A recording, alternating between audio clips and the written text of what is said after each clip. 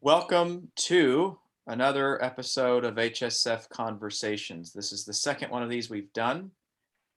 Previously, we just introduced ourselves and we introduced what we want to accomplish through this tool.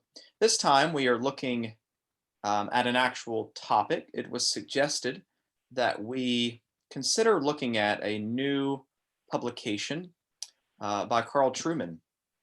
And what we're going to do, we're not going to talk about the book per se, although we'll introduce the book.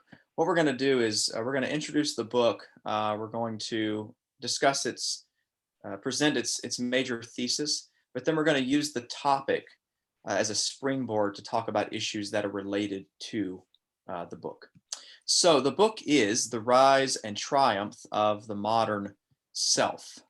On the Gospel Coalition, Andrew Walker reviewed this book, and he called this the most important cultural book of the year, maybe even decade, is how he described the book.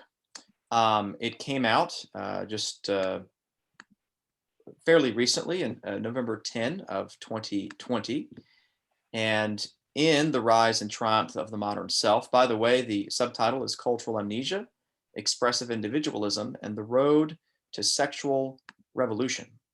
So in this book, part of what Trueman is doing is trying to figure out how it is that our culture has gotten into the situation that it has gotten into with respect to particularly the sexual revolution.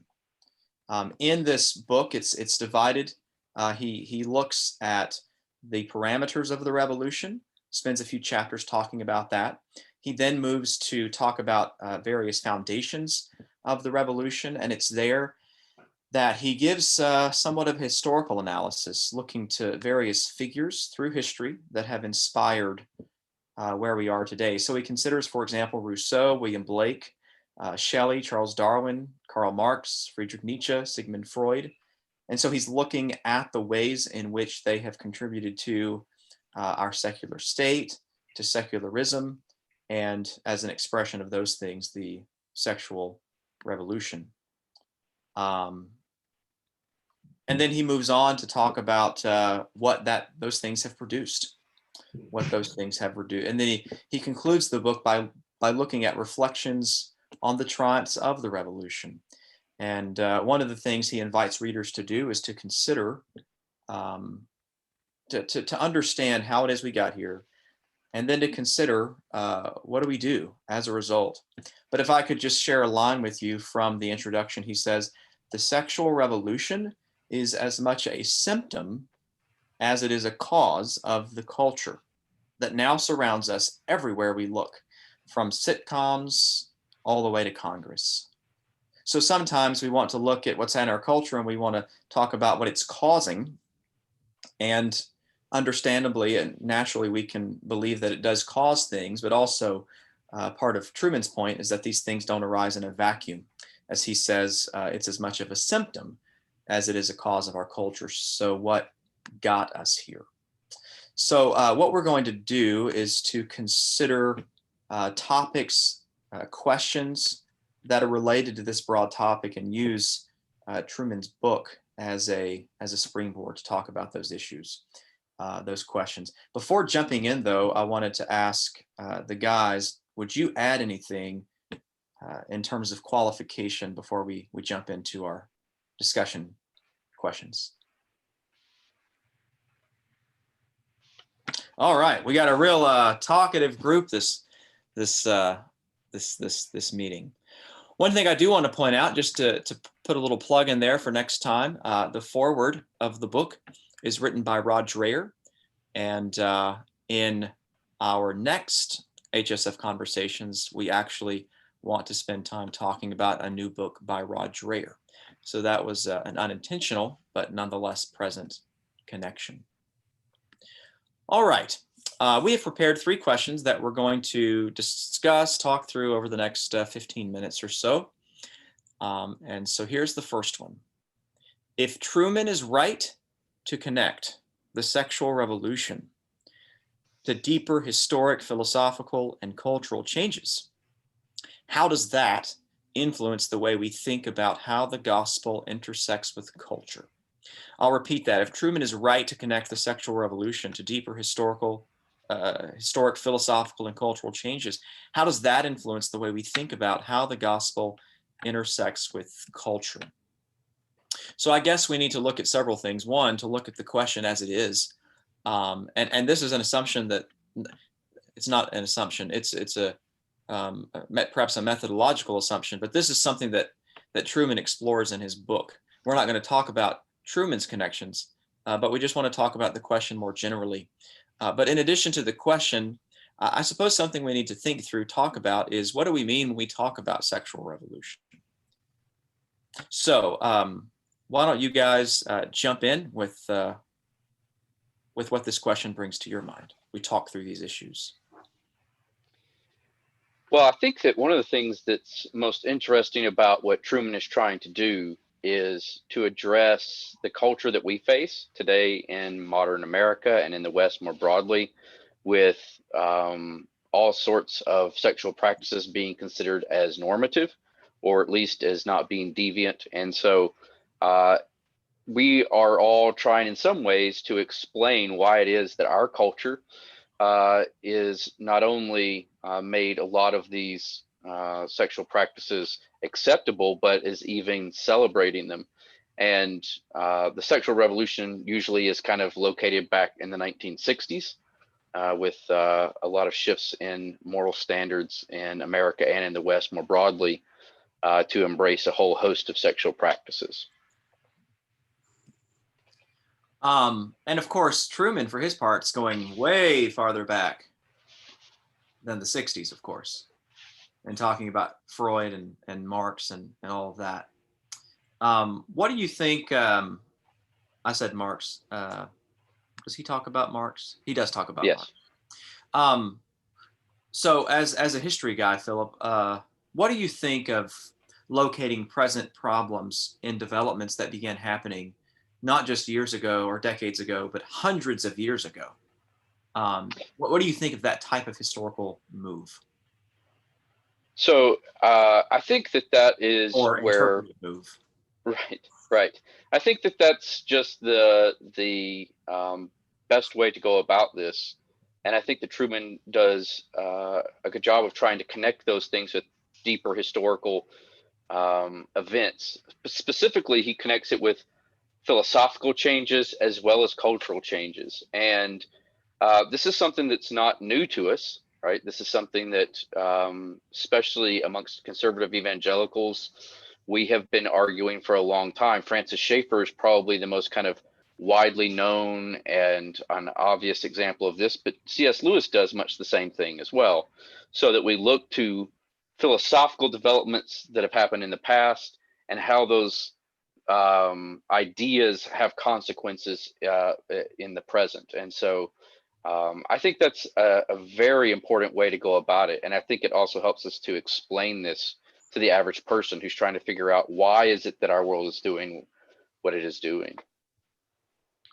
I think part of one of the things that he's saying that you pointed out earlier, Matthew, is that this is just one manifestation of this sort of individualist turn. So this is a symptom, but it's not really the problem itself. So I think that's one thing, that this is just something that's developed in a point in time in history. At the same time, I think kind of along the lines of what Philip is saying, ideas do have consequences. They manifest themselves in different ways. And sometimes it takes ideas a long time to kind of filter down, I would say, to the populace and spread out. And so, some of these things that have been in development for centuries. And so, again, we've seen a certain manifestation, a certain symptom of this over the last 60 years, but something long in the works. But again, I think this is something because all of these ideas typically take time to kind of trickle down to the average person. I also think that this. Go ahead. I was going to say, I also think this kind of approach helps us to realize that the implications of an idea aren't always apparent in the moment.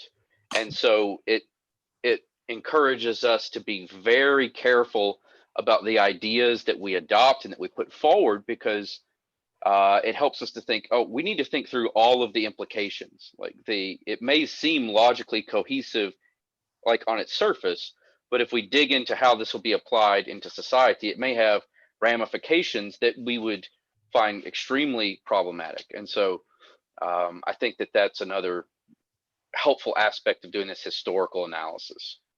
Let me ask you a question. I think Chris wants to jump in, but let me ask you a follow-up question, Philip. Is it possible that there are ideas, even presently, that well-meaning Christians might have, and they may not think that adopting a given idea is all that big of a deal? And maybe in the present, it doesn't seem like it's that big of a deal. But if you think about the implications of that idea stretched out over, decades or hundreds of years, might it be that idea is actually really quite dangerous? Yeah, I mean, I think that that's just the case for every time period, and every Christian generation has to face this. That's why the heresies are perennial. They always come back in one form or another, because Christians tend to not, well, if we're not careful, we'll adopt ideas that we don't think through all the way. And so, and we're all guilty of that in one way or another, but we want to try our best to avoid that if we can. Let's say a given Christian adopts a view that you consider, oh man, that is extremely dangerous. But, and you try to explain to that Christian, I don't think you should adopt that idea for this reason. Maybe it's a cultural idea, or maybe it's a political idea. I'm not sure. Maybe it's a philosophical idea. But what do you do when that Christian, responds back and says something like, "What are you talking about? That sounds crazy. You're blowing this way out of proportion." Because in their mind, you're here, and like they're just going here. I mean, it's ever so slightly different. Of course, you're thinking that they're going to keep going and get further and further Right. apart. But what happens, I guess, is what I'm saying. What happens when the person with whom you're interacting basically says, "Well, that's just crazy. Things aren't going to get all that bad." Well, if you're talking about like the interpersonal relationship there, you want to be as gracious and patient as possible. But I think is why historical analysis is so valuable, because if you can show how this kind of thing has happened in the past, I think that helps to build that sense of humility in the present for saying, well, let's be careful about what ideas we're trying to adopt, or what doctrines we hold, or even what practices we engage in, because maybe there's more here than I realize. It's not just a momentary thing, but this has very long-lasting consequences.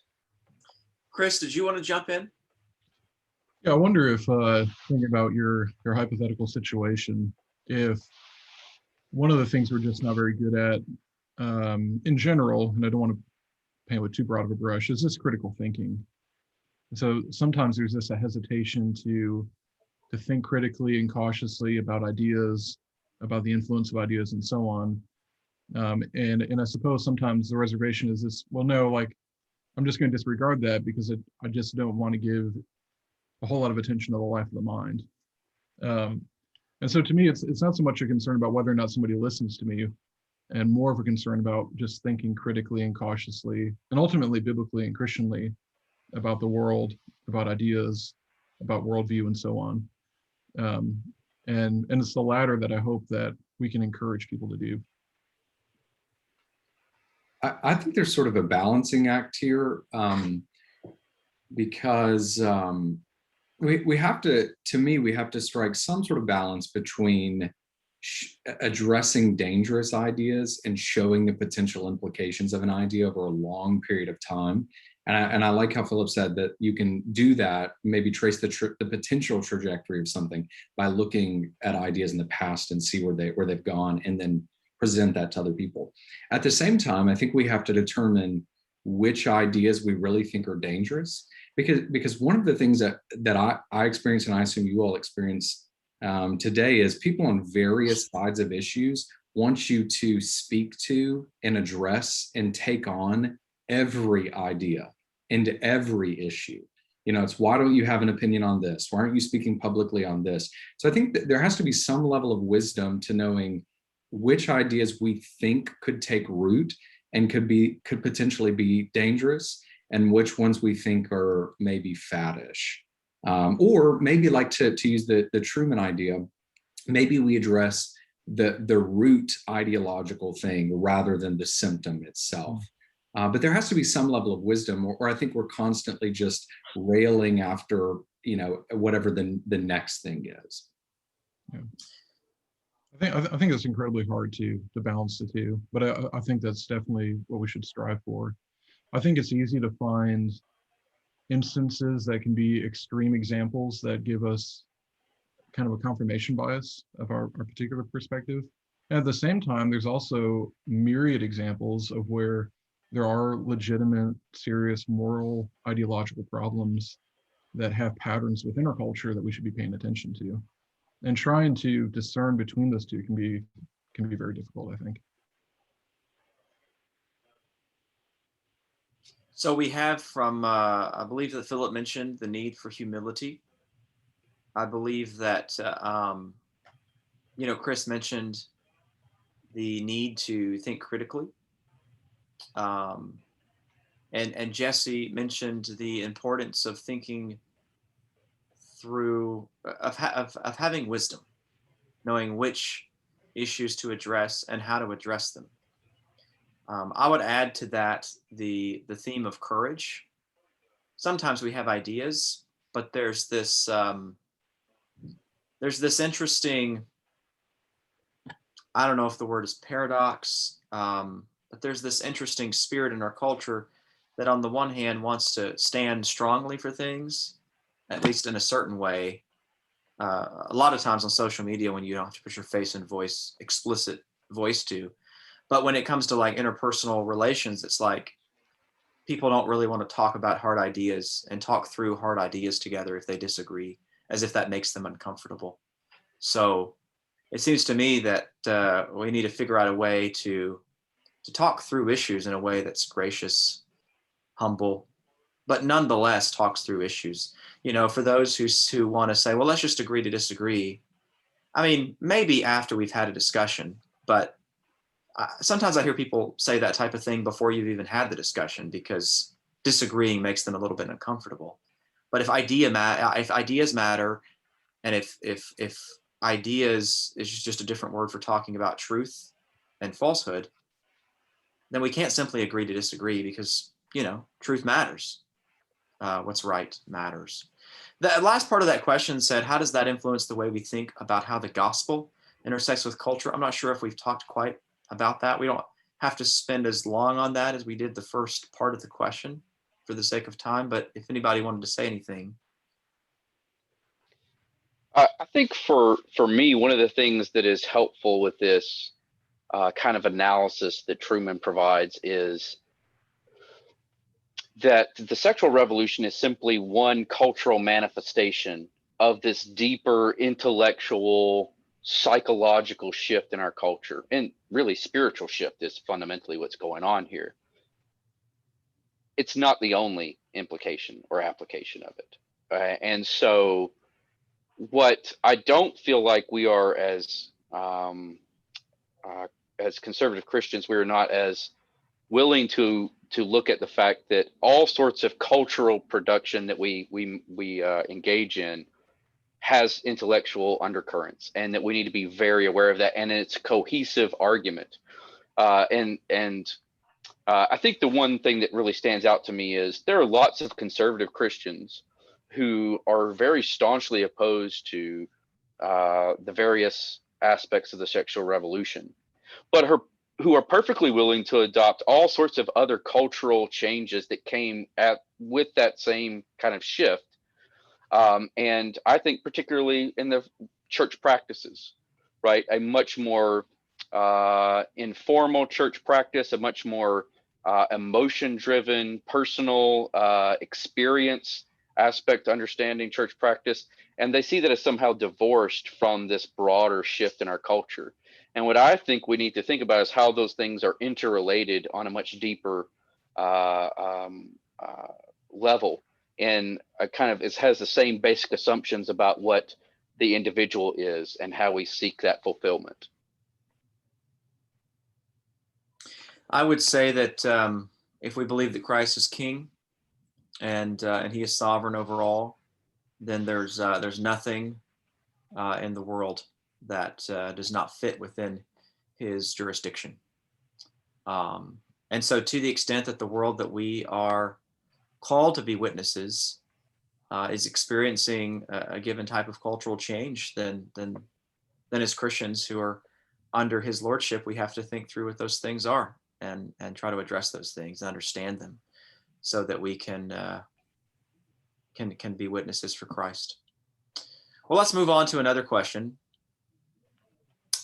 How can we help prepare ourselves and others to be shocked but not surprised at what we see in the sexual revolution? How can we maintain the balance between not becoming numb to sexual sin, but also not overwhelmed, depressed, or even hostile? I'm going to start here with Jesse, and perhaps you can unpack that question a little bit, maybe unpack a little bit about some of its words. Yeah, so that's not something that I exactly came up with. In a brief video clip that Trueman did with Crossway about the book, he talks about this, and he says, and I'm afraid I'm getting them mixed up, but he essentially says we should be shocked but not surprised. And the idea is that when we see the cultural decay related to individualism, but it's taken this manifestation in sexual deviance, and it sort of pushes further and further. He's saying as Christians, that shouldn't shock us. We should expect that is going to happen. So we can't lose that. But at the same time, we can't be so overwhelmed by it that we are just kind of unable to step up and address the issues and talk with our neighbors and prepare our children and our congregations and Sunday school classes and all of these sorts of things. So for me, I think it really is just keeping that balance in mind. That I'm not just becoming numb to these things, and part of that has to do with the types of media I take in, because obviously media is trying to normalize certain things. So as sort of the sexual revolution progresses and manifests itself in a variety of ways, then the culture attempts to normalize these things. So I don't want to become numb to them. I don't want to allow myself to be numb to these things. But I also don't want to be overwhelmed by them, because again, I want to be able to, kind of like the end of the last question, I want to be able to engage my neighbors on these issues. I want to be able to share the gospel with people who have bought into these lies. And if I'm just if it's just sort of, if we take this maybe pietistic or even monastic turn where we just kind of retreat from culture because we're just so terrified and overwhelmed by the decay we see, then we fail to be able to live out the Great Commission. So that balance, again, by not becoming numb, being shocked by these things, but at the same time, not being surprised or overwhelmed by them and retreating.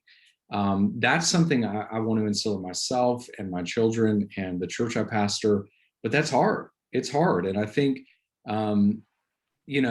even those of us who have had, more education and maybe more theological education and have thought about some of these things more, even for us, it's tempting to just sort of say, it's a lost cause. But we can't allow ourselves to do that. And we don't want to allow others to do that either. So striking that balance, I think, is what I try to remind myself of.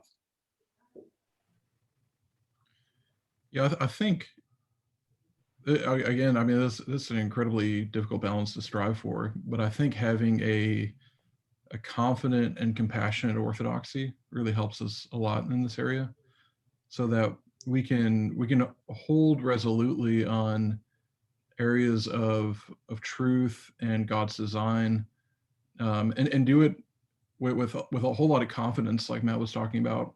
And at the same time, like be heartbroken when we see people that are hurting because they go against the grain of that design, right? And so if someone, that's very much affected by the sexual revolution tells me, about how my views are limited in as much as I believe in a monogamous lifetime long relationship to one woman, I want to respond back and say, well, but it's a good, beautiful, and true thing to be married to one woman for the entirety of my life, and to to enjoy the fidelity and the love that's expressed in that, and having children together and so on, and be heartbroken by those that experience, the turmoils of divorce and the corruption of sexual perversion and so on. And so I'm I'm hurt because of that, but I'm not necessarily shocked because I expect sin to have far-reaching effects in culture. I think that your emphasis on compassion is very helpful, and also to just kind of deal with when we're trying to help people to be shocked but not surprised. I think that each individual we're dealing with is going to need different emphases, including ourselves. We're each going to need to kind of deal with this differently. And the reason I think of that is, in my ministry in my church and at work and a number of other places, I deal with much older people who are just completely shocked by our culture and the things that are going on, and surprised by it. And then when I'm dealing with young people, they seem to be suffering from neither of those things, right? They're neither shocked nor surprised. They just see it as normal. And so, depending on who you're talking with, you're trying to kind of meet two different goals. And with young people who see all sorts of sexual practices outside of the monogamous lifelong relationship between one man and one woman as normal, or as at least acceptable, we're trying to reveal to them that that is a very unique cultural point of view that is not even shared globally today, let alone in all of human history. And so trying to help them kind of be shocked is an important aspect of that. And that's where, again, Trueman's book can be very helpful, because it shows how this develops historically. And once you kind of get the idea that this hasn't always been the case, and what ideas undergirded this kind of a shift, that helps to build a sense of, oh, I see, this is unusual. But then the idea about not being surprised, I think, is also important. We don't necessarily want people to be surprised. And the reason is, a lot of my conversations, especially with older people, is, and maybe it's because of my background in history, maybe it's just because I'm younger or in ministry, I don't know, maybe I'm just the person they land with the question, but they'll say, well, how did we come to be in this place? And it's clear that they are very shocked and overwhelmed.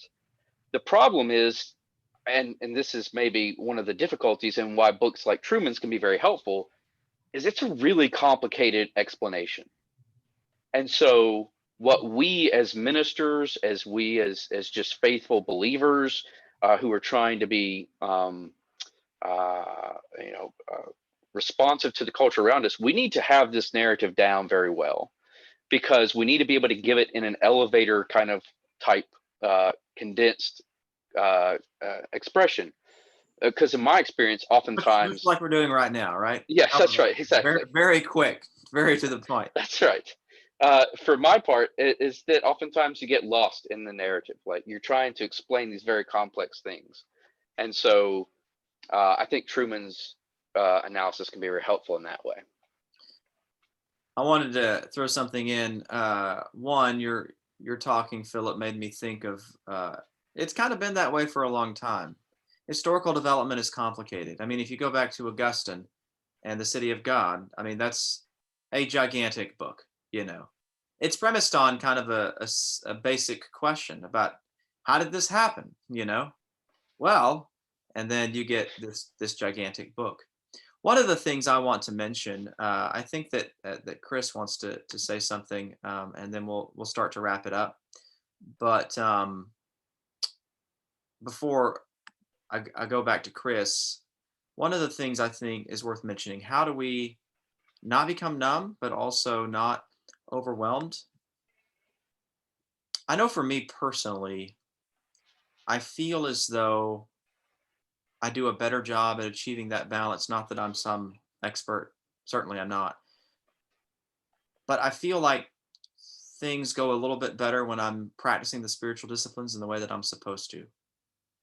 So if I'm not doing my due diligence to, meditate on God's word on a consistent basis, then it's a little bit easier to become numb.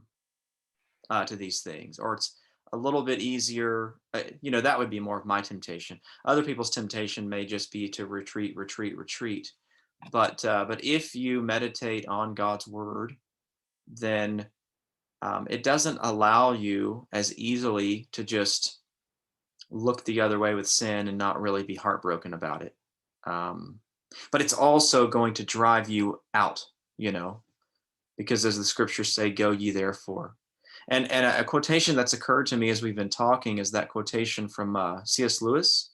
Something we have to reckon with is the fact that, we'll love people and we'll be disappointed by people, and that will hurt. So how do you avoid being hurt? Well, you either don't love people, you don't give yourself over to them, or you give yourself over to them, but their sins don't offend you. But neither of those options is the way to go. So what does Lewis say? He says, to love at all is to be vulnerable. Love anything, and your heart will be wrung and possibly broken. He goes on to say that if you want to ensure of your heart not being broken, then what you have to do is not love anything. But of course, he goes on to say, but that's not, essentially, he says that's not the Christian way.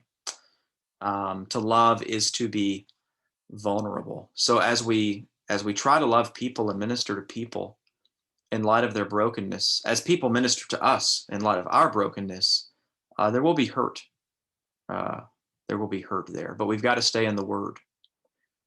We've got to practice the spiritual disciplines. We've got to keep its truth and its power ever present in our minds and in our hearts, it seems to me, in addition to all these things that you all have been saying. Chris, did you want to work on wrapping us up here? Sure. Maybe a bit of a segue from Lewis is just the place of the Christian imagination in this whole discussion. And when I say imagination, I don't mean like necessarily, storytellings or fictional books, but rather simply talking about what's possible.